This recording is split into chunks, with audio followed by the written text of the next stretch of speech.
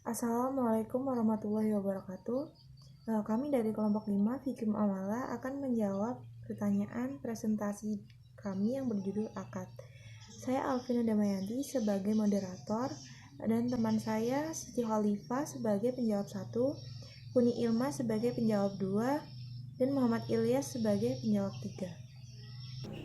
Baik, saya akan menjawab pertanyaannya Elisa. Pertanyaannya yaitu jelaskan dan berikan contoh dari akid dan ma'qud alaih.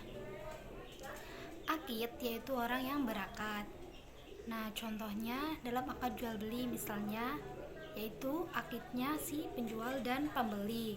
Selanjutnya yaitu ma'qud alaih. Ma'qud alaih yaitu benda-benda yang diakadkan. Contohnya dalam akad jual beli, misalnya jual beli tanah. Nah, tanah itu ma'qud alaihnya. Baik, sekian dari saya yang akan dilanjutkan oleh saudari Ilma. Akan menjawab pertanyaan dari saudari Titis Uswatun Hasanah. Pertanyaannya, apa yang terjadi apabila salah satu hukum atau syarat akad tidak terpenuhi? Jawabannya, tidak terpenuhinya salah satu rukun atau syarat akad, maka akad tersebut dianggap tidak sah atau batal.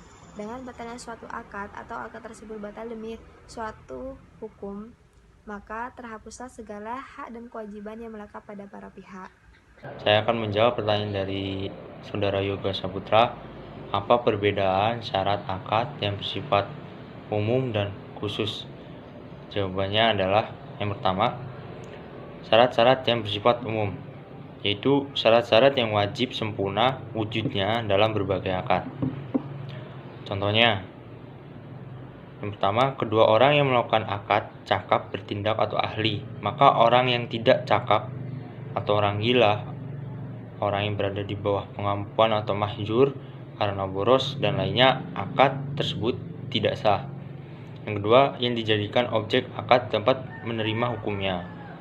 Yang ketiga, akad itu diizinkan oleh syara, dilakukan oleh orang yang mempunyai hak melakukannya walaupun dia bukan akid yang memiliki barang. Yang keempat, akad bukan jenis akad yang dilarang.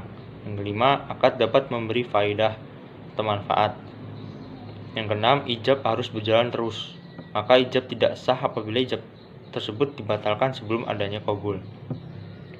Yang ketujuh, ijab dan qabul harus bersambung.